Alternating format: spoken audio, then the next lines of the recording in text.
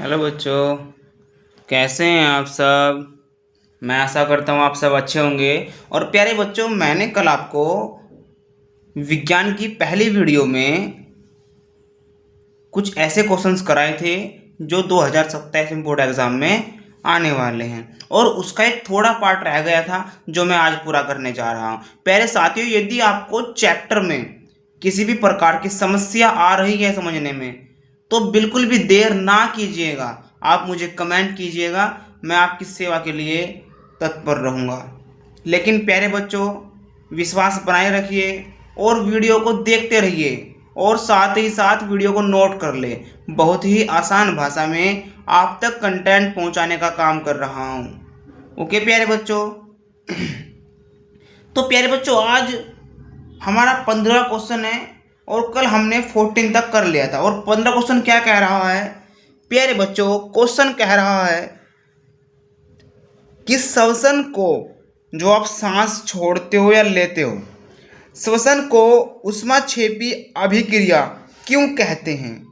अब देखो, मैं थोड़ा क्वेश्चन को लेंथी बनाने का प्रयास कर रहा हूँ। हमने कल ऊष्माक्षेपी अभिक्रिया पढ़ ली थी, आज मैंने क्या जोड़ दिया? श्वसन।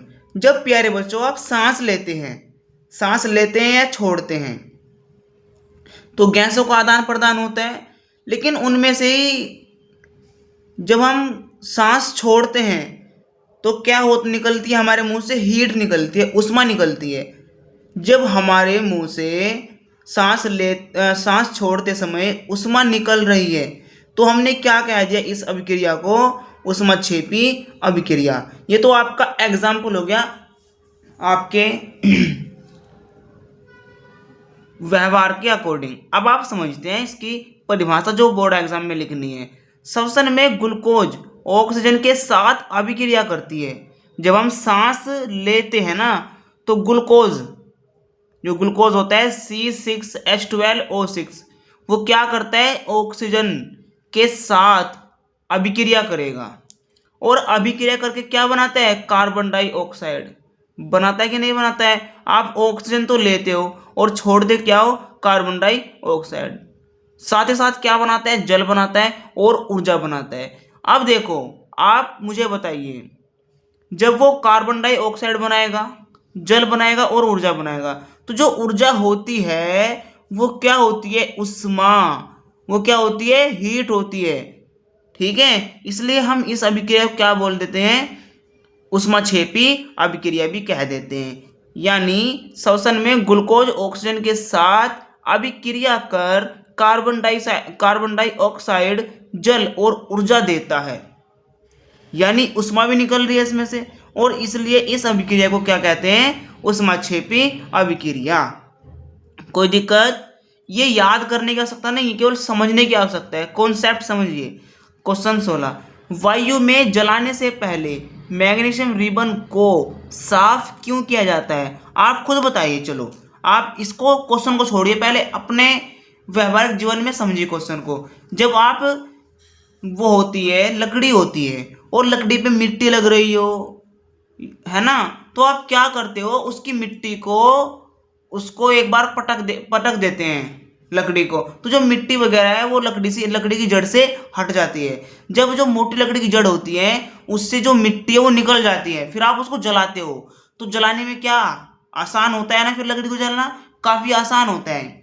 इसी प्रकार से कह रहा है, जो वायु में जलाने से पहले मैग्नीशियम रिबन, जो मैग्नीशियम रिबन है, जब हम इसको जलाते हैं ना, तो पहले साफ करते हैं। साफ क्यों करते हैं? ताकि भाई मैग्नीशियम रिबन की जो सतह है, मैग्नीशियम रिबन की सतह पर जमी मैग्नीशियम ऑक्साइड की परत हट सके। जब मैग्नीशियम रिबन पे मैग्नीशियम ऑक्साइड की परत हट जाएगी, तो क्या होगा? आसानी से वह जल सकेगी। ठीक है ना, जो मैग्नीशियम रिबन है वो आसानी से जल सकेगा। तो क्या उत्तर है इसका? कि मैग्नीशियम रिबन की सतह पर जमी क्या है? मैग्नीशियम ऑक्साइड की परत हटाने के लिए। ठीक है, वो परत हट जाएगी और हम मैग्नीशियम रिबन को आसानी से जला देंगे। ओके बच्चों, ठीक है। अगला क्वेश्चन है हमारा, तेल एवं वसायुक्त खाद्य पदार्थों को नाइट्रोजन से प्रभावित किया जाता है। जो पदार्थ ऐसे होते हैं जिसमें अत्यधिक तेल डाल दिया हो हमने, या हमने उसमें वसा डाल दिया हो, तो हम क्या करते हैं, उनको नाइट्रोजन से प्रभावित करते हैं। ठीक है ना। जैसे आप एग्जाम्पल लो, सारे तो क्वेश्चन एग्जाम्पल समझो। आप घर में क्या करो, आलू के चिप्स बनाओ। वो कितने दिन चलेंगे? 3 दिन चलने के बाद वो खराब हो जाएंगे। पहली बात तो आप साथ के साथ खा लोगे। अगर कुछ रह भी गया थोड़ा बहुत हिस्सा, तो वो 2-1 दिन में खराब हो जाएगा। लेकिन आप अफसोस करो, दुकान पर पैकेट आता है आलू के चिप्स का, वो पता नहीं कितने कितने महीनों तक पैकेट में चिप्स रहता है। जो का तो आलू का बनता है, उसमें भी तेल या रिफाइंड लगता होगा, लेकिन वो खराब नहीं होता। क्यों नहीं होता? उन चिप्सों को, वो जो पॉलिथीन होती है ना, उसमें गैस भरी होती है पॉलिथीन में, वो गैस ही नाइट्रोजन होती है, और नाइट्रोजन उस आलू के चिप्सों को खराब होने नहीं देती। तो अब आप समझ गए होंगे कि जो तेल एवं वसायुक्त खाद्य पदार्थों को नाइट्रोजन से प्रभावित क्यों कर रहे हैं, ताकि नाइट्रोजन खाद्य पदार्थों को ऑक्सीजन के संपर्क में आने से बचाता है। जो नाइट्रोजन होती है ना, नाइट्रोजन का काम होता है कि खाद्य पदार्थों को ऑक्सीजन के संपर्क में आने से बचाना। जब खाद्य पदार्थ ऑक्सीजन के संपर्क से बच जाएंगे तो क्या होगा? वो खराब नहीं होंगे और वो लंबे समय तक चलेंगे। ओके, अब देखो, और क्वेश्चन कैसे भी आ सकता है। अब ये क्वेश्चन है, लोहे की वस्तुओं को हम पेंट क्यों करते हैं? बहुत ही आसान है भाई, हमारा जो लोहा है जंग से बचा रहे, इसलिए हम लोहे की वस्तु को पेंट करते हैं। अब ऐसे भी क्वेश्चन आ सकता है, संक्षारण क्या है? तो मैंने आपको कल बता दिया था। ऐसे भी क्वेश्चन आ सकता है, संक्षारण से बचने के लिए उपाय सुझाव। तो क्या है उपाय? क्या है? अगर हमको अपनी लोहे की वस्तुओं को जंग से बचाना है, तो उसके लिए उपाय क्या है? उस पर या तो पेंट कर दो, या उसे ऐसे सुरक्षित स्थान पर रखो जहां वायु लोहे से संपर्क में न आए, तो आराम से हमारी लोहे की वस्तु बच जाएगी। ओके, तो लोहे की वस्तुओं को हम पेंट क्यों करते हैं? जंग से बचाने के लिए। आगे चलते हैं। जब लोहे की कील को कॉपर सल्फेट के विलयन में डुबाया जाता है, तो विलयन का रंग क्यों बदल जाता है? कॉपर सल्फेट की कील, कॉपर सल्फेट जो है ना, कॉपर सल्फेट के विलयन में क्या डुबो रहे हैं? लोहे की कील। तो उसका रंग क्यों बदलेगा? सीधी सी बात है भाई, केमिस्ट्री पढ़ रहे हैं हम। तो ऐसा किसके कारण होगा? रासायनिक अभिक्रिया के कारण होता है ऐसा। ठीक है, जो कॉपर सल्फेट होता है ना, वो लोहे की कील पर अपना जो रंग होता है उसको छोड़ देता है। किस कारण? रासायनिक अभिक्रिया के कारण। ओके बच्चों, अब आगे चलते हैं।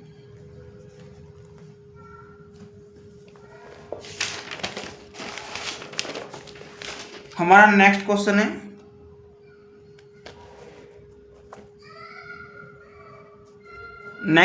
प्यारे बच्चों, हमारा नेक्स्ट क्वेश्चन में कहा है, कॉपर के बर्तन पर हरी रंग की परत क्यों चढ़ जाती है? जो कॉपर के बर्तन होते हैं उन पे जो हरे रंग की परत चढ़ जाती है, इसका कारण क्या है? आइए जानते हैं। क्योंकि कॉपर वायु में ऑक्सीजन, नमी और CO2 के साथ अभिक्रिया करके बेसिक कॉपर कार्बोनेट की हरी परत बनाता है। क्या करता है? जो कॉपर होता है ना, Cu, इसका जो नाम है कॉपर का, जो प्रतीक है वो क्या है? Cu। जब कॉपर बर्तन पर हरे रंग की परत चढ़ा रहा है, कारण क्या है उसका? क्योंकि कॉपर वायु में ऑक्सीजन, नमी और CO2 के साथ क्या करेगा? अभिक्रिया, और उस बर्तन पर कौन सी परत चढ़ाएगा? बेसिक कॉपर कार्बोनेट की परत चढ़ाता है। तो उसका रंग कैसा हो जाता है फिर? हरा। बर्तन कैसे दिखने लगता है? हरा। आपने देखा भी होगा, जब लंबे समय तक बर्तन रखे रह जाते हैं, बरसात पड़ती है, उन पे वो ऑक्सीजन संपर्क में आते हैं, तो आपने देखा होगा कभी कभार बर्तन कुछ हरे हरे से दिखने लगते हैं आपको। ठीक है ना। तो किस कारण होता है? कॉपर, बेसिक कॉपर कार्बोनेट के कारण। अगला क्वेश्चन, चांदी की वस्तुएं काली क्यों पड़ जाती है? आपने देखा होगा गांव देहात में महिलाएं चांदी की आभूषण पहनती है तो उनके शरीर में पानी लगता है, हवा टच होती है उनके शरीर से, तो जब शरीर को टच होगी हवा या पानी तो जो उन्होंने आभूषण पहन रखे हैं उनको भी टच होगी। ठीक है ना। तो कभी कभार क्या देखा होगा आपने, जनरली भाषा में समझो चीज़ों को, इतना कठोर करके नहीं। तो क्या कि उनकी जो चांदी की आभूषण होते हैं, कुंडल हो गए, और भाई जो पैर में पहनते हैं वो हो गए पंजेब वगैरह, तो वो क्या हो जाती है, काली हो जाती है वो, है ना।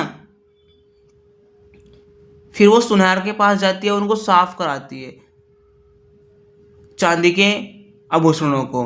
तो पहली बात तो ये जानेंगे कि चांदी की वस्तुएं वो काली क्यों हो रही है। देखो भाई, जो चांदी की वस्तुएं हैं, चांदी वायु में उपस्थित हाइड्रोजन सल्फाइड से अभिक्रिया करती है। किससे करेगी, हाइड्रोजन सल्फाइड से क्रिया करेगी और काले रंग का सिल्वर सल्फाइड बना लेगी। क्या बना लेगी, काले रंग का सिल्वर सल्फाइड। तो हमको क्या दिखने लगेगी, चांदी की वस्तुएं काली दिखने लगेगी। ये तो हमारे चैप्टर्स के क्वेश्चन आंसर थे। अब हम समझेंगे समीकरण को। कुछ तो समीकरण ऐसी होती है कि समीकरणों को संतुलित करो, कुछ समीकरण ऐसी होती है कि जैसे मैंने लिख दिया कि यदि हम मैग्नीशियम रिबन को वायु में जलाते हैं तो इसके समीकरण तैयार करो, है ना। तो किसी प्रकार से क्वेश्चन आ सकता है, लेकिन आप आराम से क्वेश्चन को कर ले जाओगे, मैं वादा करता हूं आपसे, प्रॉमिस करता हूं आपसे, क्योंकि मैंने इस प्रकार चैप्टर को बनाया है, एक भी क्वेश्चन आपका पीछे हटने वाला नहीं है। भाई बच्चों, थोड़ा दिमाग आपको भी लगाना पड़ेगा, ठीक है।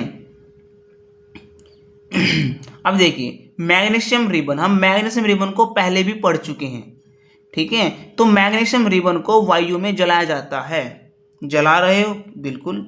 तो जब हम वायु में जलाते हैं तो इसकी समीकरण तैयार करनी है, क्या आएगी, मैग्नीशियम को बोलते हैं Mg, जला रहे हैं ऑक्सीजन में तो आएगी O2, तो क्या बन जाएगा MgO2। अब संतुलित करो, यहाँ Mg था लेकिन यहाँ भी Mg था, बराबर थे। यहाँ 2 ऑक्सीजन था लेकिन यहाँ पे 1 ऑक्सीजन था, तो मैंने बराबर कर दिया। 2 ऑक्सीजन यहाँ पे हो गए, जब 2 ऑक्सीजन यहाँ पे हो गए तो यहाँ पे 2 Mg हुए, तो मैंने 2 Mg इधर लगा दिया। अब हमारी समीकरण बराबर हो गई। आगे बोला कैल्शियम ऑक्साइड की जल के साथ अभिक्रिया। देखो, कैल्शियम Ca ऑक्साइड O। अब जो कैल्शियम ऑक्साइड है ये क्या है, ये चूना है। कौन सा चूना है, पाउडर चूना, जिसको आप अपनी भाषा में बोलते हैं बिना भुजा चूना। जैसे आपके पापा हैं, वो अपने घरों में कली, जिसको आम भाषा में क्या बोलते हैं, चूना करना चाहते हैं अपने कमरों में, है ना। तो क्या करेंगे, वो कट्टा लेके आते हैं बाजार से चूने का। तो जो चूने का कट्टा होता है उसका नाम क्या होता है, CaO, कैल्शियम ऑक्साइड। अब उसको जल में मिलाते हैं, जब हम उसको जल में मिलाते हैं वो क्या बनता है, कैल्शियम CaOH का होल 2 क्या बनेगा, वो CaOH का होल 2। ये क्या है, कैल्शियम हाइड्रोक्साइड, ठीक है ना। ये बुझे हुए चूने का सूत्र है, I mean जो आप घोल तैयार करते हो पानी डाल करके उस चूने में, ये वो है। ओके, आगे फेरस सल्फेट को गर्म करने पर, जब हम फेरस सल्फेट का सूत्र है FeSO4, जब हम फेरस सल्फेट को गर्म करेंगे तो कोई चीन है हीट का, गर्म करने पर क्या होगा, Fe2O3 में कन्वर्ट होगा, SO2 में और प्लस SO3 में। समीकरण को बराबर करने के लिए मैंने यहाँ पे 2 लगा दिया। ओके, देखो 2Fe ये रहा, 2Fe ये रहा। अब यहाँ पे देखो S कितने, यहाँ पे इधर देखो कितने S है, इधर कितना, 1S 2S, तो इधर भी कितना S है, 2S। अब इधर देखो कितने ऑक्सीजन है, 3 ऑक्सीजन ये रहे, 2 ये रहे, 5 5 और 3 8, यहाँ पे कितने हैं, 4 दूनी 8। आगे चलते हैं, कैल्शियम कार्बोनेट को गर्म करने पर, कैल्शियम कार्बोनेट को गर्म किया, गर्म करने पर क्या निकला, CaO प्लस क्या निकली, CO2। कैल्शियम कार्बोनेट क्या है, पत्थर, चूना पत्थर। ये कैल्शियम कार्बोनेट किसका सूत्र है, चूना पत्थर का। अब लेड नाइट्रेट और पोटेशियम आयोडाइड की समीकरण ये रही। देखो, लेड नाइट्रेट का फॉर्मूला है PbNO3 का होल 2, फिर 2Kl, ठीक है, ये पोटेशियम आयोडाइड का है Ki, ठीक है। उसके बाद PbI2, बच्चों ये क्या है, आई, PbI2, और क्या बन गया 2KNO3, PbI2 प्लस KNO3, किस किस अभिक्रिया करके, लेड नाइट्रेट और पोटेशियम आयोडाइड की अभिक्रिया करा के। फिर से पढ़ेंगे, PbNO3 का whole two I plus Ki मतलब पोटेशियम आयोडाइड, फिर PbI2 प्लस KNO3, यहाँ पे 2 लगाया मैंने, इधर भी 2 लगाया ताकि समीकरण संतुलित हो सके। ओके बच्चों, अब चलते हैं पहले पार्ट के अंतिम छोर पर।